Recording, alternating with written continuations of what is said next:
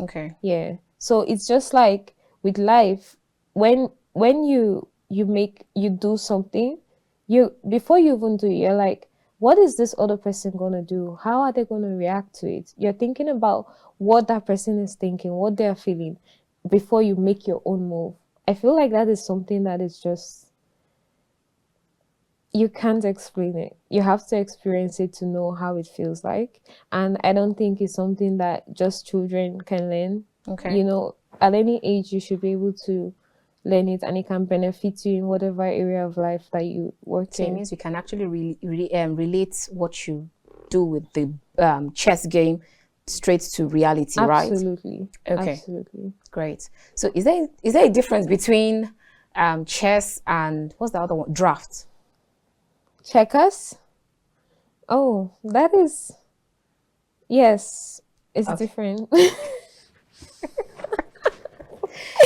But it's also a fun game. I like checkers too. Okay. Yeah. Great. I like checkers too. All right. Even as we begin to round up, I'd like you to encourage parents why they should allow their children to just be whatever you want to be, and at the same time motivate them, put in the words, put in the finances, the resources, and all of that. Not just for parents, three people: the parents, the school, and then the children. Yeah. Well, I believe we're at this time, we're in 2024, so obviously we're past the time where you want the children to just have, oh, you need maths and English, everybody needs to study law, or you're studying medicine. There's so much to do. There is so many talents and areas of life that you can tap into. You know, the mind is not something that should be limited. You can do so much. Like, you are studying your books. We have the line and paper that they've been written for us with the curriculums and the Right. syllabus and the routine. You know, go to school in the morning, you have lunch, blah blah blah. But you can also harness your children's fun parts. Okay. You can make them feel like, oh, school is something that can be enjoyable. School is something that can be exciting. School is something that they should look forward to. And this is something that also is positive for all of them, both the school, the families, the parents, and then the kids. So it's something that, okay, yeah, I want to do this. And then if an opportunity comes where this child is saying, I don't want to just go ahead after you're done with your high school, obviously. I don't want to just go ahead and say, I want to just study this course and then you don't want the child to do something innovative or creative. It doesn't necessarily have to just be chess, but like you want to let your child be able to explore and harness that particular talent or the love that they have, even if it's for something that you think is menial or does not mean much. Okay. So you should let the kids be. You should let them enjoy the little things. So you put them in different clubs, you put them in different groups, and the ones that they are most drawn to, you let them be and go in it. Okay. So yeah, I think it's good for everyone. So how do you actually put the schools in all of this? Well, we work with schools. We have two options. We do the clubs, so we go there like once or twice a week, depending on the schedule we have with the schools, like their club days. So we have people that come in, that do it for fun and all that. Then we have it in curriculums, so as a subject. We're hoping soon we are able to.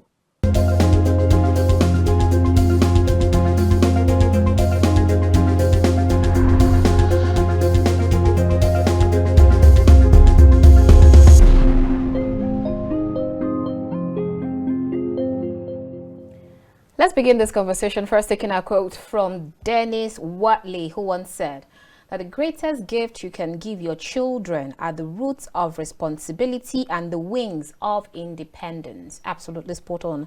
And my next quote will be from Paulo Coelho, who once said, a child can always teach an adult three things: to be happy for no reason, to always be busy with something, and to know how to demand with all his might that which he desires.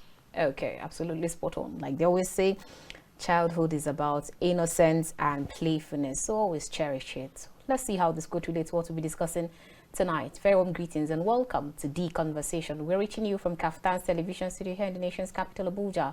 I am Annabelle Oji. Tonight we'll turn our attention to Children's Day. Yes, we know that yesterday was Children's Day, but today we're having our conversation with some very great kids today. And I'm sure you're just wondering, who exactly are these people? Definitely, I'll let you in on that one. So we have some students from Great Spring Global Academy, which is an organization that helps young children discover their passion and turn it into entrepreneurial venture. Okay, and my first guest today is Faithful John, who is a student of Great Global Academy, an organization that helps young children discover their passion and turn it into entrepreneurial venture. It was during the last summer she participated in that, which she discovered her passion for creative art, and her sister, who she's here also with us today. Her name is John Gracious, who is 8 years old. She is creating a career in the area of public speaking. She and her sister, and Somkene, came up with original poems for spoken word, which they performed on the 25th of May during her art exhibition. Faithful John is the one who is an artist, and then her sister that's Gracious John, who is 8. Faithful John is 9, and that's the people who will be having this conversation with today. Hello, Faithful John. How are you? Fine, thank you. How old are you first? I am 9 years old. 9 years old. Oh wow. Welcome to Gracious John. How are you? Fine, thank you. How old are you? I'm 8 years old. You're 8 years old. Great. How have you been? I've been very fine. Oh, I love to hear. Okay, so we'll start with you, Faithful John. Now, tell us, at 9, when exactly did you start painting? Okay, first of all, when I was in nursery school, I used to paint.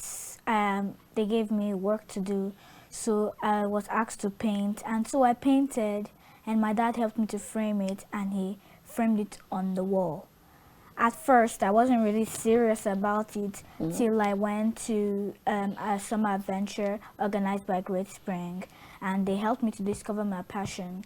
I can remember when they asked me the question what my passion really was, and I just kept saying creativity, creativity, creativity. Okay. There were other several questions that helped me to discover my passion. Here I am. I have my own company named Think It, Create It. Oh, I love to hear that. Okay, we're going to talk about Think It Great, Create It. But then, how exactly did it all start? Was it like inborn, or you just stumbled at it? Because you know, some kids will tell you that I don't like to swim, but all of a sudden you just put them in the water and then they find out that, oh, so I actually have a passion around it. So what was the story for you? Sometimes I pick my mom's phone and I just keep downloading apps on flyer making, learn to draw, and all those things you can think about painting. So I started to make flyers, and I made a flyer for my mom. Wow. When I now finished, I went At what age was that? When I was 8. Okay. All right. And when I was still 8, I now went to learn to draw. I still have the app on my tablet. Okay. I'd use it to draw, and then I got perfect. I showed my mom, and she was really excited. Ah. So that's how I really started. But the major thing that helped me to discover my passion was when I went to Great Spring Global Academy Adventure. I was really able to discover who I really was, and here I am today. I like the way you said that, really. Okay, so now, is it just about painting, or drawings, or what else do you do? Sometimes when I look around, I want to make things beautiful. Oh, okay. When things are going wrong, I remember that I have the power of art in my hands. So I use that power to make people to help people solve their problems. Okay, so when you talk about painting, a lot of people just believe that painting has to do with either drawing or just putting colors together. So what is it for you? There are other expressions of art. Okay. So I wanted to open platforms for children who, like me, who have other passion in art, Okay. other expressions. So I wanted to open a platform so that they can express themselves and also express their passion. Okay. So it can be either writing, spoken words, music, different types of art. So it doesn't necessarily have to be painting. Yes. Oh, great. Okay, so now if you have to, aside painting or aside art, what else do you love to do? Sometimes I like to maybe just watch videos on art things, and I'll sometimes ask myself, why can't I do these things? So I told my mom, can she just buy me something, let me just be drawing and everything, and she did. And she even helped me to have an exhibition which was on Saturday, and it was really good. I sold out all my 15 paintings. Okay, so we're going to talk about that exhibition. Just hold your thought on that one. Hello, Gracious. Hello. How are you? Fine. Okay, so tell us about spoken words. We heard that you know how to like give poems and all. When did it start? I know you're 8, right? Yes. Okay, so when did it start? This started when I was 3 years old. 3. I'll Amazing. pick my mom's phone. I'll start talking. And then I did not really realize I was going to public speaking because I had other passions that I really wanted to do. So I'll just pick her phone and then I'll not start doing, and then I'll start talking on her phone. I'll go to her camera, start talking, say this, and sometimes I hear about news, so I'll just start talking. Okay, so everything I keep hearing here is I pick my mom's phone. It means that one way or the other, your mom was like your biggest fan and encouragement and motivation for both of you, right? Yes. Awesome. Okay, so you're going to give us a poem, but then what I hear you say you have some other passion. What else is it aside spoken words? Something aside from it, I love dancing. Okay. I love gymnastics. Ah, really? That's really all. And I also like writing books. Okay. You do ballet? Yes. Ah, great. I like. What of you do? I like singing actually. Okay. Are you going to sing for us? Maybe. Say it, maybe. Okay. Is that all? Yeah, I actually loved singing really well. So I actually joined my church choir. So I just started singing in my church choir. But that's mostly what I like too. Okay.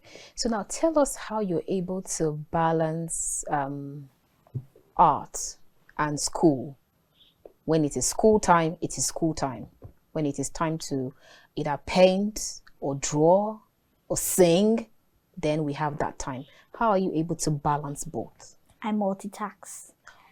So after I finish school, I maybe finish at least one art, then do my homework. When I finish my homework and I'll now focus on my art and do what they asked me to do. Okay. So when I finish all of that, I'll now pick my art things, go to the back of my house, front of my house, sorry, and then I'll not start painting. Mostly after school, I'll come back. If I don't have homework, I'll start painting. Okay, so there's that part where school first, right? Yes. Before art. Yes. Or before singing. Yeah. Okay, that's good. We just had to draw it because some of the children will tell you, oh, I love to draw, I love to do one thing or the other, but Mommy, do you think I should actually just stay with art and then leave school? What would you tell those kind of people? You can't leave school. School is what will help you to even improve on your art. Right. If you are dealing on different expressions of art, how would you know how to talk well if you're not going to school? If you don't go to school, there's nothing you can actually do. You will not even know what you're supposed to do here or what you're supposed to draw and all those things, how to draw, what is the paintbrush called. You will not know. If you go to school, you have all those informations. When you finish, you'll be ready to start. Okay, so we're going to see your artwork later. But then, kindly tell us the what are the paint brushes you have and the colors, because I actually realized that there's different kind of colors. At some point, I just thought yellow is yellow, but then I was now told, or in fact, I used to think that red is red, but now later There's I was told maroon that red. there's maroon red, there's crimson, there's Yes. pepper red, tomato red. Oh, please tell us about them. So I actually got the primary colors instead of buying all the different colors. Okay. So when I get the primary colors, I can mix any color I want. Okay. So I got red, blue, green, yellow, and black and white. Okay. So those two primary colors. Well, I eventually want to buy sky blue because I'm not getting the perfect sky blue I want. So when I speak to my mom, she'll help me to buy it. But those red, blue, green, black, white, and all the primary colors, that's the one I use to mix other colors. So when you mix, you know their names, Yes. or you just give them a name. When I mix, I know their names. For example, maroon, dark brown, light pink, dark pink, and all those colors. Okay. So when you mix, say, Lemon green, let's say when you mix white and black, what do you get? gray. Ah, okay. So if I want to get that very red, that pepper red, or is it crimson red? How do I mix that? How do I get it? Like the color of the chair you're sitting. Okay, there are some paintings that just come like this color. Oh, okay. So you don't need to mix. Yeah. Okay. So, but if I was to mix it, I would put red. No, if I didn't, yeah, I'll put red, put some brown, put some black, then put some white. So when you're painting, first, what inspires you? What's the inspiration you get? Just Before like you I paint. said, when I look around, I just want to make things beautiful. Like if I'm looking at this wall right here, I feel like painting a human being on the wall. Ah, So that's what I mean by making things beautiful. okay. So when people come to me and they say I have a problem with this, remember that I have the power of art because there are different expressions. There are different expressions of art. So I remember that I have the power of art, and I use that power to help people solve their problem. You use art to solve people's problem. Yeah. How do you do that? How I do that is, if imagine this is a wall scattered with paint and everything. Art, you can make mistake, and those mistakes can turn to very colorful. beautiful art. Yeah. So if there was a splash on the wall, you can just blend it and it will become a background. Ah, So that's Okay. what I mean by fixing people's problem. okay. If they can't sing well, I can go and help them or tell them places to go to that can help them to sing, Okay. because there are different expressions of art. Okay. All right. Let's come back to you, gracious John. Now, we already know that your sister is well into art and yours is spoken words.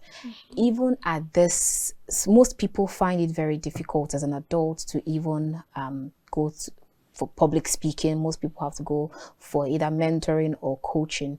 But how did exactly, I'd like you to speak to especially children who are listening to you, how it all started and how you were able to nurture it even up until now that you're 8. First, how it all started was that I pick up my mom's phone. At that age, I didn't even know what phone was. Okay. So I will see my mom pressing her phone. I'm like, what is this? What exactly were you looking for in her phone before you were able to? Yeah, I would start learning apps because in my school they would teach me apps. Okay. So when I come home and I see my mom's phone, I'll open it, and then I'll start seeing the apps. But one of the apps that they told me about was camera. So when I opened the camera, I saw a lot of things I could do inside the camera. So I was now like, what can I do right now? So anytime I pick up her phone, I talk. Sometimes when she's not really around, I talk a lot, and I talk What about do you what's say? happening. Okay, sometimes I would say, I'll say my name. Uh-huh. I'll say my age. I'll say where I live, Okay. and then I'll now say what happens around me. Okay. So, how I now grew up to that public speaking. When someone asks me a question, I would use that talent of public speaking to talk to them, for them to understand the question that they're asking me. Okay.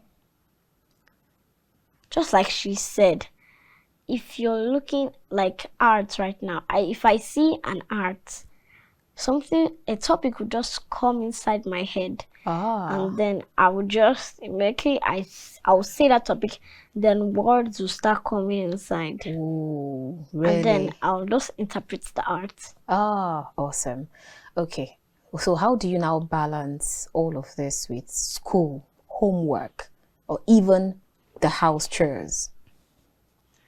So how I'll balance this is that first, I know that school would help me to actually improve on my talents.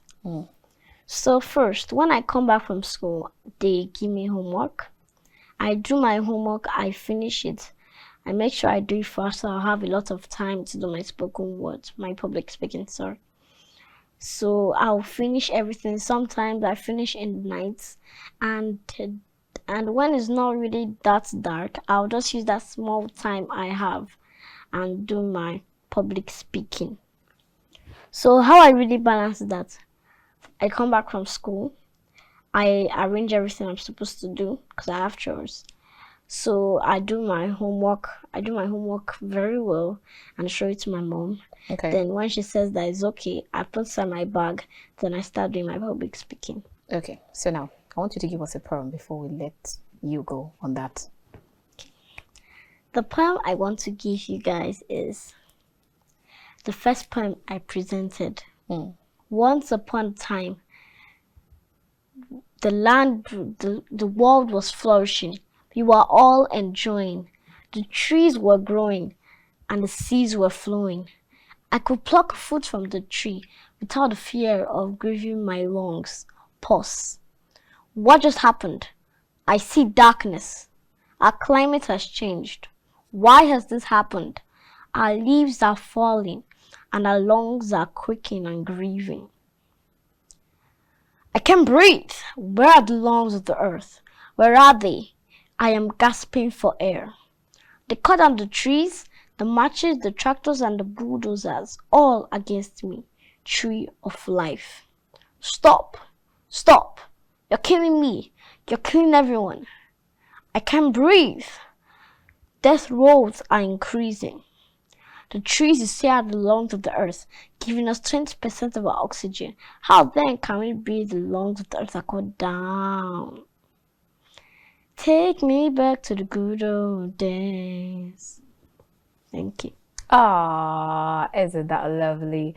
Oh, that was awesome. Okay, so now what exactly inspired that? Because I hear you talk about climate change. So tell us what inspired that poem. Okay, what really inspired me is that sometimes when my mom is driving me to school or something, I look outside the window and then I see a car and then I see someone throwing trash on the floor. Like, why are you doing that? Aren't they dustbins? So I'll now like, this is serious. This is serious. So anytime I get back home, I try to write poems. I try to write poems on it. So I would let people know and let them be aware that this is really what's happening to our planet. And if we don't take care of it fast, we are all doomed. Oh, right, really.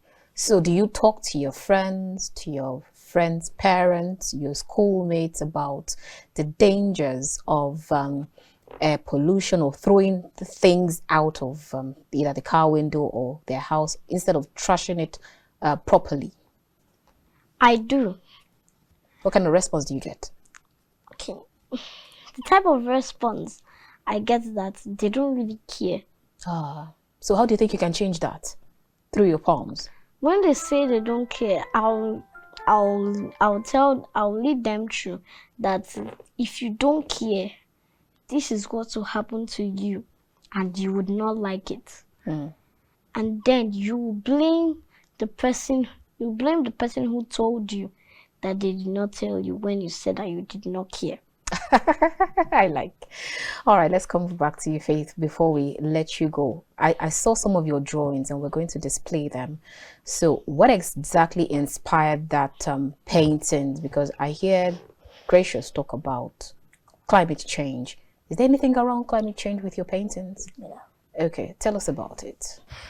My mom drives me to school. Trash is on the floor when there is dustbin. Wasting plastics when you can use them to create something else. Not practicing reduce, reuse, and recycle.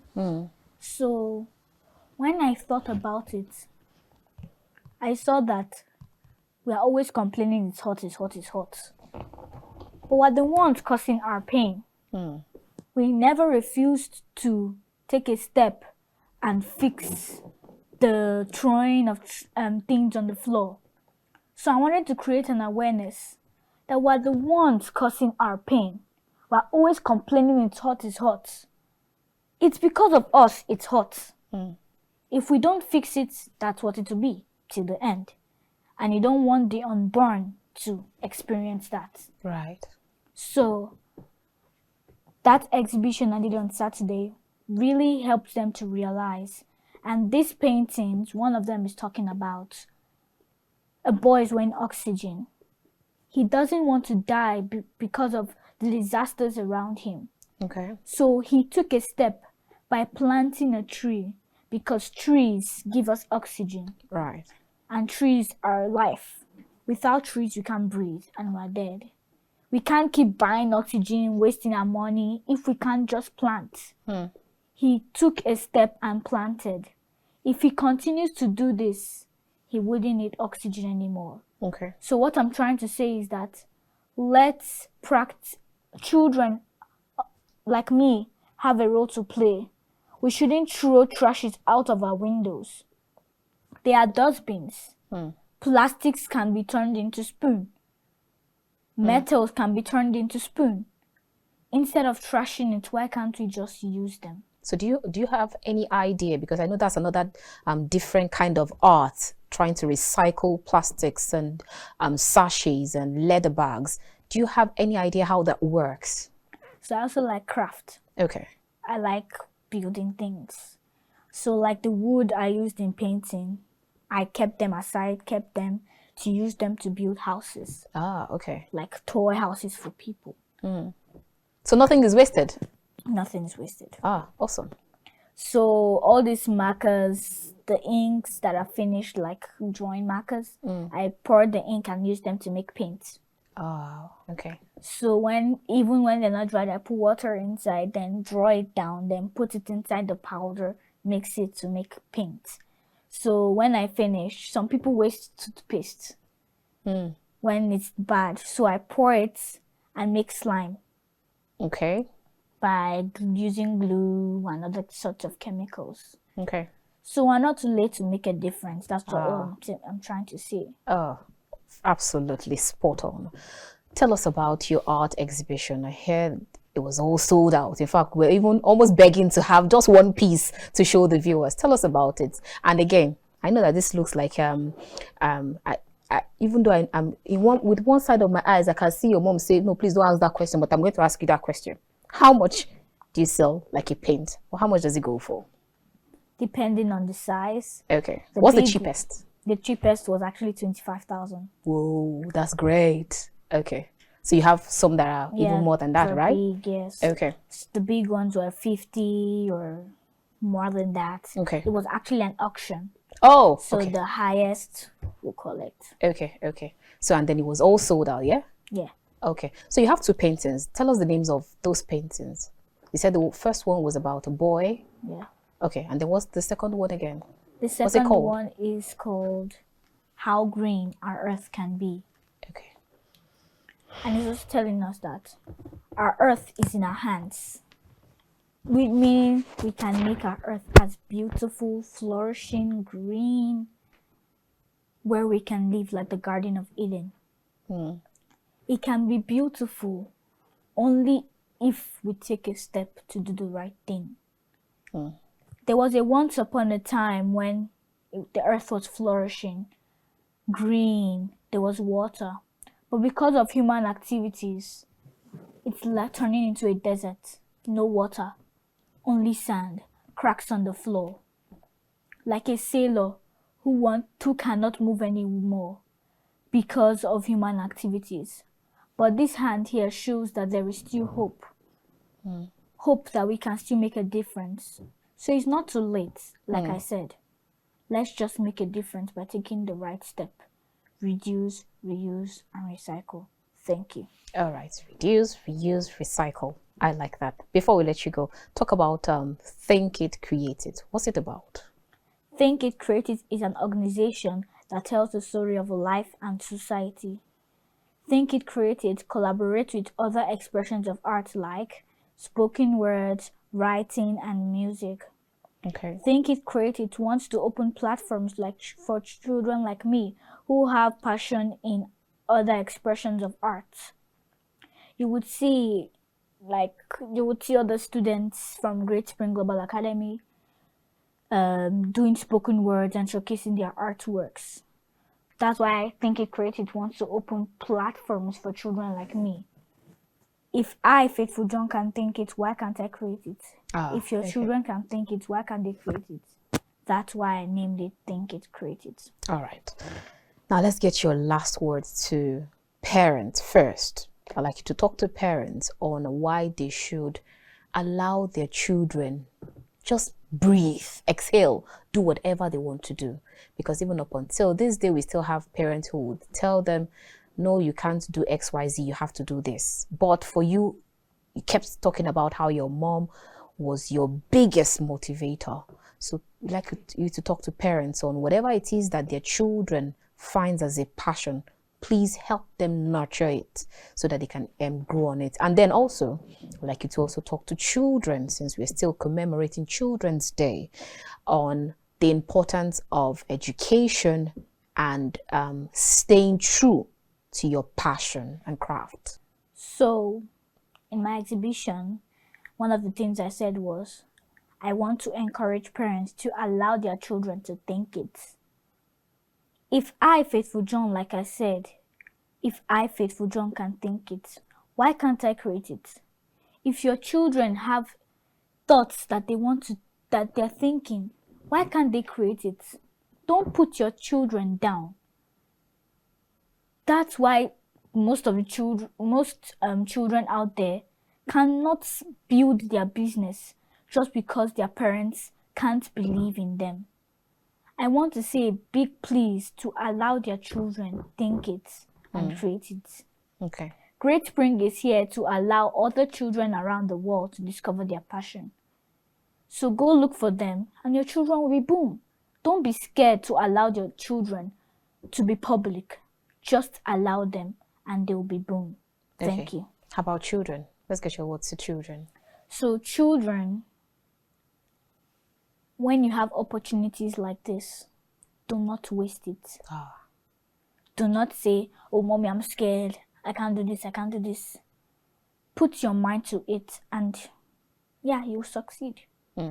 Okay. So when your parents are struggling to make this happen and you now see an opportunity, please do not waste it.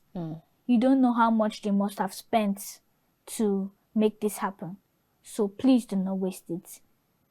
You would have begged and an opportunity will just fly away just because you are scared. Please do not be scared. Have courage so that you can succeed. Thank you. Absolutely. All right, Gracious, let's get your last words to parents and children likewise, especially those who have passion for, it might not be public speaking, could be swimming, could be art, could be dancing. And then the parents say, no, I want you to be a doctor when you grow up, and that's it, X, Y, period. So if your mom was able to groom you up until this time and then even still ensures that whatever it is you need, she puts her pen to it and then make sure that it happens. So we'd like you to get your last words to parents and then children of your age or even who are not even up to your age on the reason why they should either embrace education or listen to their heart? Okay, first I want to start with parents. Okay. Parents should not, like she said, parents should not bring their children so down that when you now believe in them, they will not be able to now show you their own passion. When children are small, like from a small age, when the mother gives birth to the child, when the child starts growing, do not think that it's until the child gets to a higher age. When the child gets to a higher age, it will even be worse because you'll not be struggling to teach that person. So like they always say, bend the iron when it's hot, right? Yes. Okay. But when you start teaching them from a younger age, when they grow up, you don't even need to start wasting your time to teach them again. So parents, allow your children to show their passions. Don't let them hide it away. Because opportunities will come and you would not know. Your child would have a talent and you will not know still. So be outspoken to your child. Okay. Tell your child this, and your child will also relate with you. All right. And again, parents should not feel that, okay, I have heard this, and there are also things that children should also hear too. Okay. All right, great. What I want to get, the last word I want to get from you, and I also ask you, Faithful, is especially to, with regards to abuse. What is it that your parents tell you when a stranger comes close? I need you to talk to children of your age right now who either they abused or what the first word is. I'll start with you, Faithful. What would you tell such people on how to avoid abuse, how they can actually go about it, or if there is someone who is abusing them, how to report immediately? So, like, I've watched a movie before. She was emotionally abused. Her parents died. Her parents died. She was living with her cousin, and the cousin's parents were abusing her badly. She left the house, went to someone she can trust. The person took care of her. Then they sued the cousin's parents, and then she was out of it. So what I'm trying to say right now is, our parents warn us to stop meeting strangers. When people are abusing you, you say no. Like they say, learn to say no to abuse. Don't say, they're older than me, I cannot say no. Say no. If they don't want to listen, you can hit them. Because sometimes these days, some people really don't want to listen. So we need to take the right step to say no. For example, if somebody abuses you, lies against you, does other bad manners of stuff, you say no. Right. Or go to an older adult that you can trust and let the adult help you. All right. Instead of staying in that bondage, you can't do anything. Say no, right? Yes. Would you say the same thing too? Gracious. Oh, what's it for you? Okay, now, when someone is abusing you, and that person takes you to a secret place, right? The person will tell you to keep quiet because they know that people would hear you. So do not ever listen to that person. Okay.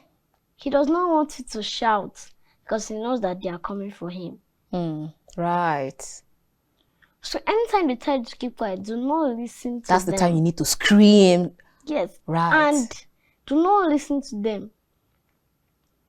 But instead of listening to them, you really need to shout because you don't even know what to come next. Oh my God. I love these children. Thank you so much, Gracious John and Faithful John. We wish you all the best. Thank you. And please say Happy Children's Day to our viewers. Thank Happy you. Children's Day, everyone. Right. Don't you just love these children? All right, let's go on a quick break.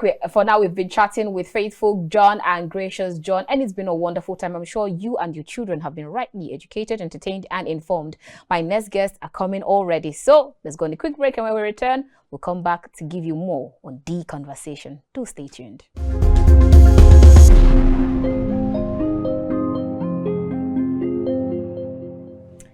All right, welcome back. And this is still the conversation. We're reaching you from Kaftan's television studio here in the nation's capital, Abuja. Like I said, I already have my next guest already in the studio, and I have two guests again. My first guest is Damilola Fasan, who is a 9-year-old, and she is a chess player. Great to have you on the show, Damilola. Thank you. You're welcome. All right, my next guest is B. Omimi, who is a co-founder, B Cars Chess and Scrabble Club. Welcome to the show, ma'am. Thank you. Great. Okay, so now let's start with you first, Damilola. How did you actually learn how to play chess? So I started off at summer about 3 or 2 years ago. My dad took my sister and I to a summer school, and there they did chess, music, and many other stuff. So my dad and my sister and I, we wanted to learn chess, so we decided we'll do the chess we'll do the chess playing game there. And from there we taught my dad, because we wanted to play chess with him, of course, because we didn't always want to play with each other. Okay, so how old are you first? I'm 9. Yes. 9. Okay, and then when did you originally start playing chess? I hear you say 2 years ago. That's when you were 7, right? Yes. Okay, so you started playing chess when you were 7. So now we hear that chess is a kind of difficult game to learn. How true is that? Well, depending on how you play it and when you play it. How does that actually mean? If you are like a hard learner, then if you learn things slowly, then it will take a while, yes. And if you learn like when you're adult, it might not really be that easy for you. Okay, so it was easier because you learned when you were 7, right? So now what is the relationship between chess and math? Because I hear you need to do a lot of calculations before you move around it. Well, in chess, like, cause the way they're corresponding is because in chess you have to plan your opponent's next move, Okay. calculate how many steps, are you going to move forward, backward, like that. Okay. So I hear there's the grandmaster, is the knight rather. There's the queen who must be protected. Tell us about this very important people in the game of chess. Well, the queen is, I'm going to say, the second most important piece, Okay. because, well, it's kind of like the wife to the king, and the king is the most important. So because of that, the queen is second most important. Okay. And the queen can move anywhere, Okay. but it cannot be the knight's move. Well, because the knight's move is a 7 and L shape. Okay. So who's the knight actually? One you need to protect, or one that needs to protect others? Well, knight is like the most powerful piece in the chessboard, Okay. in a way. So you can use it to protect others, but you also need to protect it. Okay. We're going to come back to you, but let's come to you, B or me. Tell us about chess and Scrabble. What is the difference between chess and Scrabble? Well, chess, as you said, I believe both of them need calculation. Okay. But chess is more of a game that is strategic and tactical, while Scrabble involves spelling and also you remembering, because Scrabble words are actually quite different from chess, the normal words that we have in the dictionary. And you also need to calculate because you need your points. Each Okay. piece has a number on it. So they are different, but they are both intellectually challenging. Yeah. Okay, so she was talking about the people you have, or what do you call The it? pieces. Pieces. Okay, so she Yeah. was talking about the pieces you have on the chessboard. Tell us about these pieces. Well, each piece also, like Scrabble, they have a value, Okay. especially when you're playing it online or in tournaments. So the most important piece is the king. Okay. If the king goes, like the game is over. Ah. Yes, so that's the most important piece. But the most powerful piece is the queen. Okay. She has the highest value, and she goes further than any other piece on the board would go. So you need to make sure she's also effective. She can be more effective than you protecting her. But yeah, so she's the most powerful after the king, as Okay. she rightly said. Okay, so there's this notion that most people have with regards to chess, that it is a game for men. So help me understand, where did that notion come from, and help us react to it. Is it gender? Does it have anything to do with gender? Is it gender specific or what? No, I don't believe that's correct, because I feel like from the inception with chess, it's just that men had more of, I would say, social standing. They had more of a voice, so they started early than women. We have really good chess players, women around the world. We have Grandmaster. We have the Polga sisters. They're very good. They're very brilliant. We have the twins right now that are doing very well too in chess. So I think it's just something that has gone for a long time in the hands of men, and that's what we're trying to change now. We're Okay. trying to bring more women into chess, more girls. We're not relegating it to just men and women or older and younger people. It's a general thing. So we want to make chess and Scrabble something that people enjoy, and they can also realize that you can have a profession with it. You Okay. can live a life being, oh, I'm a chess player, I'm a Scrabble player. That's what we're trying to do now in the chess world, in the Scrabble world. We are teaching in schools. We work with schools like Safe Hands, Alderwood. So we have Eden Hills too in Uyo. We teach them both as a club, we have it as a curriculum, and then we also do summer schools. Okay. Yeah, so other than that, we do tournaments around different states. Right now, for the kids, what we do Tony with B, and we'll call it Neon. That's the one that is specifically for children. Okay. So we do chess and Scrabble. We want it to be that it's not just chess and, like, it's not segregated. It's called Mind Sports. So you're able to play chess and Scrabble in the tournaments. Okay. Yeah, so, and then we have tournament organization. We give scholarships too. For every tournament we organize, we give scholarships. And yeah, and then we have our chess meetups we do every Friday. We just recently opened one in Kaduna.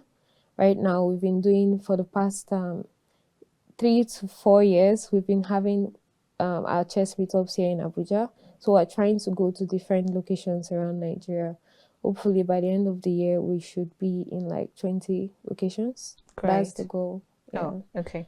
So I hear you say, talk about chess being a profession for people. How Yes. lucrative is this profession? Well, the best chess player, or would I say the richest chess players in the world, they rank up to 30 to 50 million dollars for their net net worth. worth? Yes. Oh, okay. So it's a really lucrative profession. So it's something that you can actually dedicate your life to.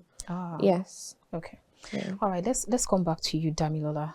At 9, you're already playing chess. So how exactly did your parents take it? Why? Because I'm sure they would have said, okay, so why not go for ballet? Why not go for something else? How did they take it? Well, I do other sports, I do other activities, but I also do chess.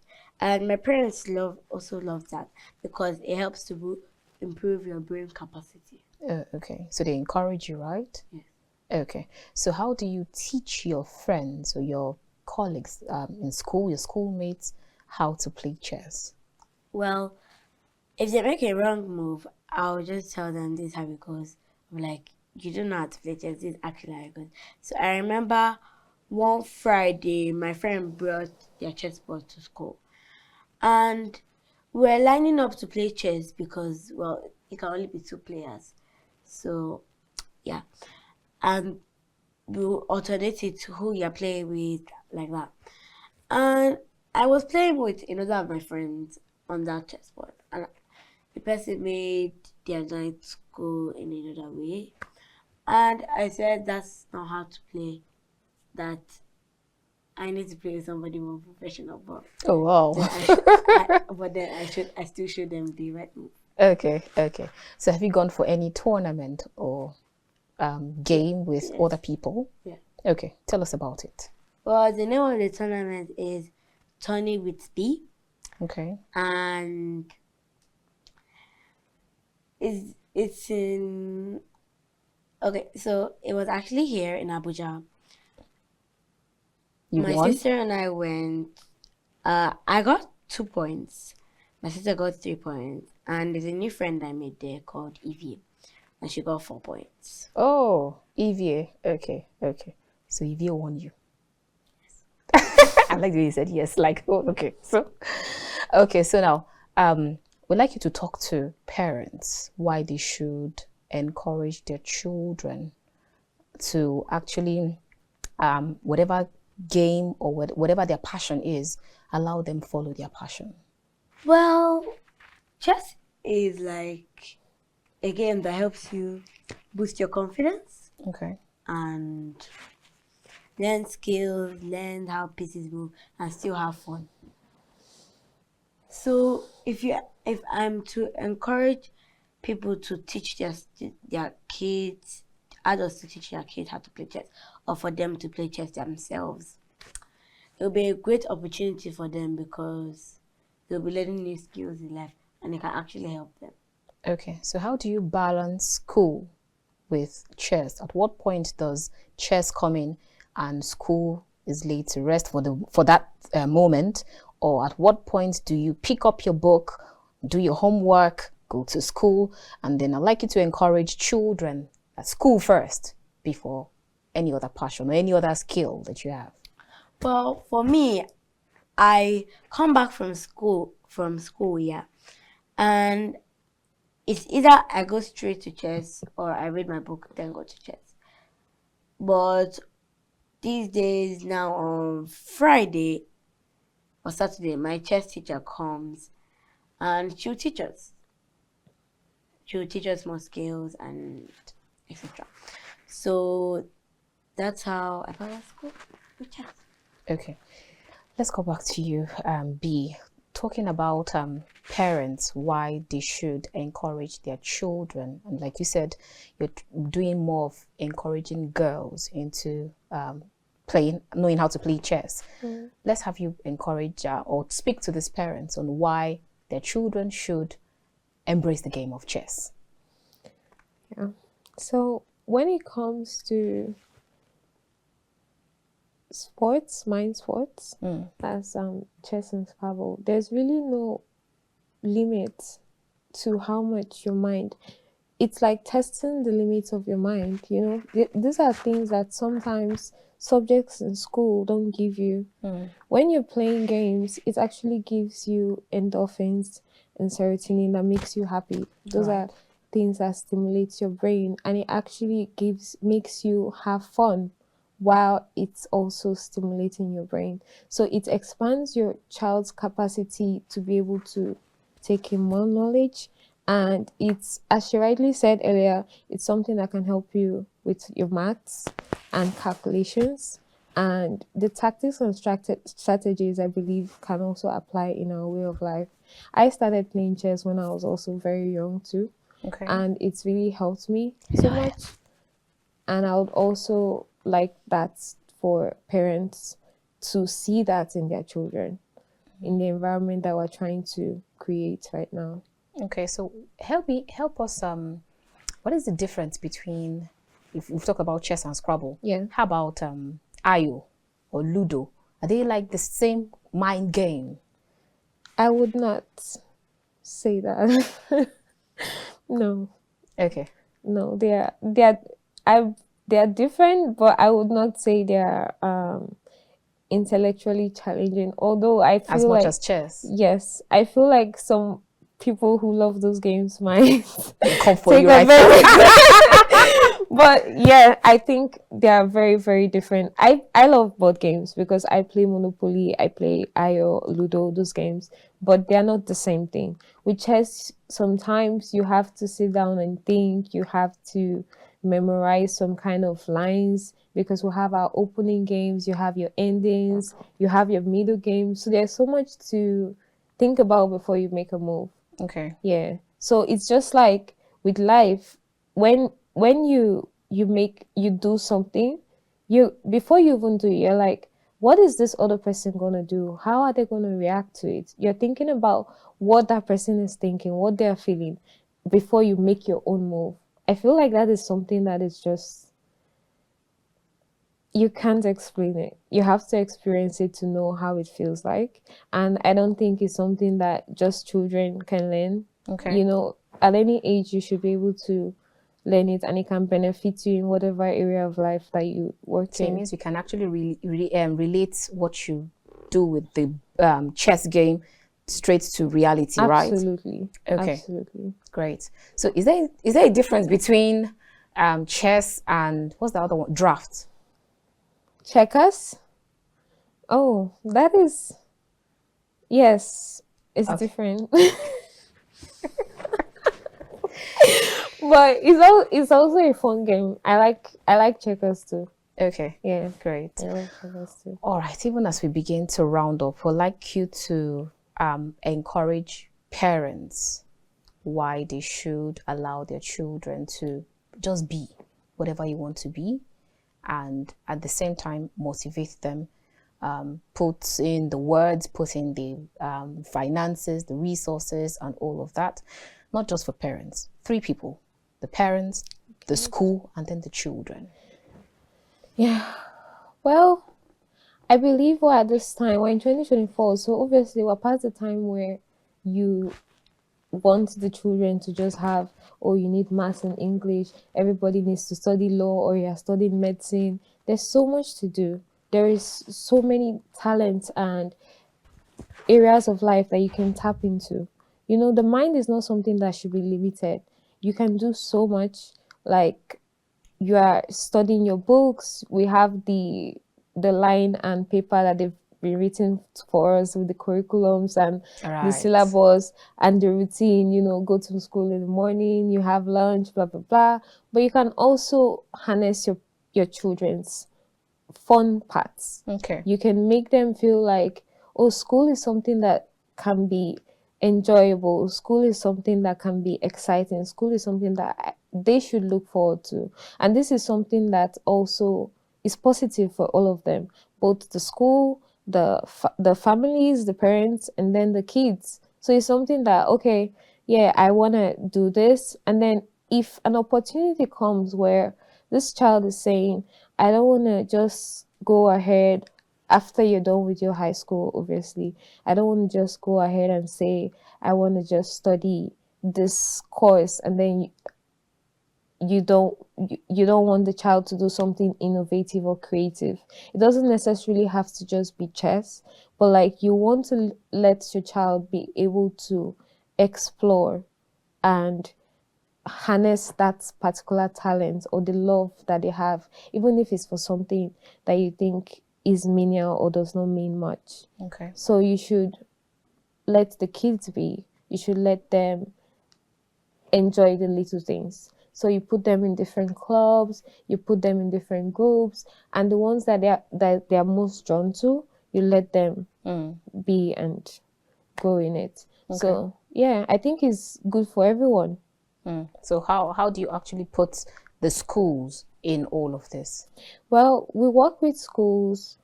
we have two options. We do the clubs, so we go there like once or twice a week, depending on the schedule we have with the schools, like their club days. So we have people that come in, that do it for fun and all that. Then we have it in curriculums, so as a subject. We're hoping soon we are able to do it on the broader spectrum, but you teach it like a subject. Mind sports, like maths and English, we have a curriculum where they take exams, they write tests, they have classes. Okay. Yeah. All right. So then your last word to children, especially girls, because I hear you say you want to bring in girls and all of this, because now I'm looking at the fact that I'm trying to take away my mind from the fact that you have most girls being married off. So if you have children or girls at that age where they will be married off, especially that state, Niger state, that decided that, okay, instead of having these girls around, the orphan, let them get married out. So how can you actually advise if you find either the state assembly member or the governor? How would you advise such person that at least you can put those girls in clubs, in different kind of clubs? It could be chess, could be dance or something. So as to help them, not only for now, but for the future. Yeah, I feel that is definitely better. Of course, you need children to grow to be adults before you put them in a marital institution. It doesn't make sense to me that that's the solution because they are women. It's sexist. It's wrong. I don't agree with it. And I feel like if whatever it is that you're doing, even if you are a medical doctor, you are a journalist, you're whatever it is you're doing, you can actually have this part of your life. And I know people that are politicians, that are chess players. They go for international tournaments and they go for tournaments locally, they organize it. It's something that is a plus for you. It's an addition to who you are, to what you do. Like me, I have my business, but I also do this. Okay. So it's not something that can hinder you. It can only make you better. Ah, great. All right, let's get your concluding part, Damilola. Speak to parents on why they should, and to children also, on why they should just harness whatever skill or passion that they have. Just go for it, dream it, and go for it. Well, when you play chess, it's like you're imagining a real life world in real life scenarios. Okay. Where, let's say, a coup d'etat, when your king is on checkmate actually, it's just like the coup d'etat. Is like you're forcefully being driven away from your own kingdom. Ah, is that what it is? Okay. So now, to all those children who already have that interest or passion, it might not be chess. It could be dancing. It could be any other thing at all. So I'd like you to speak to them on why they should dream it, they should go for it, and regardless of whatever happens, keep politely telling your parents, Mom, no, I want to play chess, or I want to go for ballet classes and all. Let's say you want to do this game, but your parents want you to do something else. Well, you can tell them the benefits of that game. Okay. And the benefits of this game, and they can choose. If they still choose the other one, well, you can still keep dreaming, because like, let's say as I'm 9 right now, next time you're 13, they might let you and you'll learn. Okay, so it means when you grow, at least you keep talking to them, but politely, right? Yes. Okay, I like that. Thank you so much, Damilola Fasan. It's been a wonderful time having this talk with you. Thank you for coming. Thank you. You're welcome. Thank you so much, B. Omimi. It's been a wonderful time having this conversation with you. Nice meeting you. Right, likewise. All right, viewers, that's where we end this conversation for today. We have been chatting with B Omimi, who is co-founder B Cast Chess and Scrabble Club, and we also talked to Damilola Fasan, who is a 9-year-old chess player. And then you remember we also had conversation with Glorious John and Faithful John, who happens to be on either painting. One is a painter, and the other is a public speaker. It's been a wonderful time here on The Conversation. In all that you do, please encourage your children. When you need to hold them. When you need to let them go a little, please let them breathe. My name is Annabelle G. I'll see you next time on The Conversation. Good evening.